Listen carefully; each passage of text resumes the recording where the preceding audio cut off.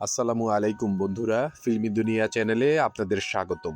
আজকের ভিডিওতে আপনাদের জানাবো বাংলাদেশের তিনজন জনপ্রিয় চিত্র পরিচালক দেওয়ান নজরুল, মতিউর রহমান পানু এবং আব্দুল লতিফ বাচ্চু পরিচালিত সকল সিনেমার তালিকা।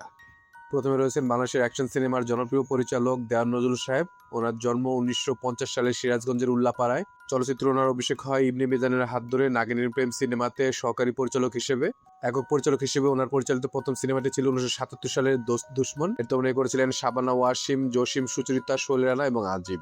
78-এ মুক্তি পায় আসামি হাজির। এটাতে অভিনয় করেছিলেন ববিতা, শৈল রানা, ওয়াসিম এবং জসিম। 79-তে মুক্তি পায় বারুদ। এ তারকাবল সিনেমাতে ছিলেন শাবানা ওয়াসিম, ববিতা, শৈল রানা, আজিম সহ আরো অনেকে। 81-তে মুক্তি পায় ওস্তাদ সাগরেদ। এটাতে অভিনয় করেছিলেন শৈল রানা, আলমগীর, ওয়াসিম, শাবানা, সুচরিতা এবং জসিম। 83-তে মুক্তি পায় জনি। এটাতে অভিনয় করেছিলেন শৈল রানা, সুচরিতা, নূতন, জসিম এবং আজিম। 85-তে মুক্তি পায় কোরবানি। এটাতে অভিনয় করেছিলেন ওয়াসিম, অঞ্জু ঘোষ, জসিম সহ আরো অনেকে। 86-তে মুক্তি পায় ধর্ম আমার মা। এটাতে অভিনয় করেছিলেন ওয়াসিম, সোহেল রানা, জসিম, সুচরিতা, নূতন সহ আরো অনেকে। 90-তে মুক্তি পায় আসমান জমিন। এটাতে অভিনয় করেছিলেন ওয়াসিম, অঞ্জু ঘোষ, নূতন সহ আরো অনেকে। 93-তে মুক্তি পায় মাস্তান রাজা। এটাতে ছিলেন জসিম, শাবানা, অমিত হাসান, কবিতা সহ আরো অনেকে। 94-তে মুক্তি পায় কালিয়া। এটাতে অভিনয় করেছিলেন শাবানা, জসিম, দিতি, আহমেদ শরীফ সহ আরো অনেকে। 94-তে মুক্তিপ্রাপ্ত আরেকটি সিনেমা মাটির দুর্গ। এটাতে অভিনয় করেছিলেন নূতন, সোহেল চৌধুরী, দিতি, রাজীব সহ আরো অনেকে। 95-তে মুক্তি পায় বাংলার নায়ক। এটাতে অভিনয় করেছিলেন জসিম, শাবানা, সোনিয়া এবং নবাগত রিয়াজ। 2001-এ মুক্তি পায় সুজন বন্ধু, যেটা ছিল ওনার ব্যতিক্রমী রোমান্টিক সিনেমা। এটাতে অভিনয় করেছিলেন শিল্পী আমিন খান, আয়না সহ আরো অনেকে। 2005-এ মুক্তি পায় দোজক। এটাতে অভিনয় করেছিলেন সোহেল রানা, রুবেল, অমিত হাসান, শাহিন আলম, ময়ূরী, পপি এবং পলি। এটা হচ্ছে দেওয়ান নজরুল পরিচালিত এবং মুক্তিপ্রাপ্ত সর্বশেষ সিনেমা। দেওয়ান নজরুল পরিচালিত মোট সিনেমার সংখ্যা হচ্ছে 14টি। ওনার বর্তমান বয়স হচ্ছে 76 বছর। তারপর রয়েছেন পরিচালক মতিউর রহমান পানু। ওনার জন্ম 1939 সালে বগুড়া সদরে। তিনি মূলত 1964 সালে চলচ্চিত্র জগতে পা রাখেন এবং বিভিন্ন পরিচালকের সাথে সহযোগী পরিচালক হিসেবে কাজ করেন। একক পরিচালক হিসেবে ওনার চলচ্চিত্র অভিষেক হয় 1984 সালে নির্দোষ সিনেমাটি পরিচালনার মাধ্যমে। এতে অভিনয় করেছিলেন ববিতা, আলমগীর, আজিম সহ আরো অনেকে। 85-তে মুক্তি পায় সাথী। এটাতে মূল চিত্র অভিনয় করেছিলেন আলমগীর এবং ববিতা। 86-তে মুক্তি পায় ইনসাফ। এটাতে দ্বৈত চরিত্রে ছিলেন নীলাজ কাঞ্চন, সাথে ছিলেন সুচরিতা এবং রানী। 86-তে মুক্তিপ্রাপ্ত আরেকটি সিনেমা নাগমহল। এটাতে অভিনয় করেছিলেন রোজিনা, মাহমুদ কুলি সহ আরো অনেকে। 87-তে মুক্তি পায় নির্যাতন। এটাতে অভিনয় করেছিলেন আলমগীর, ইলিয়াস কাঞ্চন, রোজিনা এবং রানী।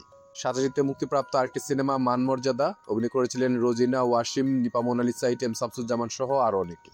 88-তে মুক্তি পায় সাহস। এটাতে অভিনয় করেছিলেন জসিম, নূতন, দিতি এবং জাফর ইকবাল।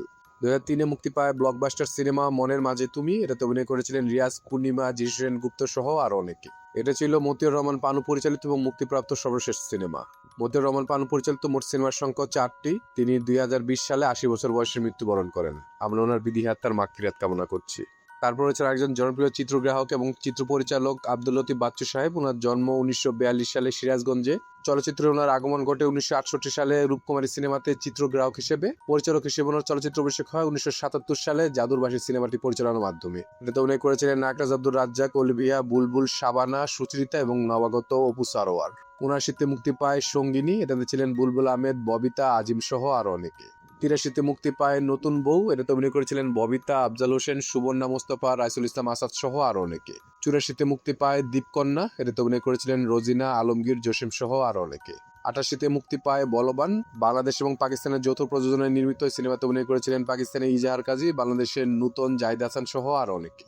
89-তে মুক্তি পায় প্রতারক। এটাও বাংলাদেশ এবং পাকিস্তানের যৌথ প্রযোজনায় নির্মিত সিনেমা ছিল। এটাতে অভিনয় করেছিলেন ইলিয়াস কাঞ্চন, নূতন, পাকিস্তানের রঙিলা সহ আরো অনেকে। 91-তে মুক্তি পায় লটারি। এটাতে অভিনয় করেছিলেন ববিতা, ফারুক, চম্পা এবং ইলিয়াস কাঞ্চন।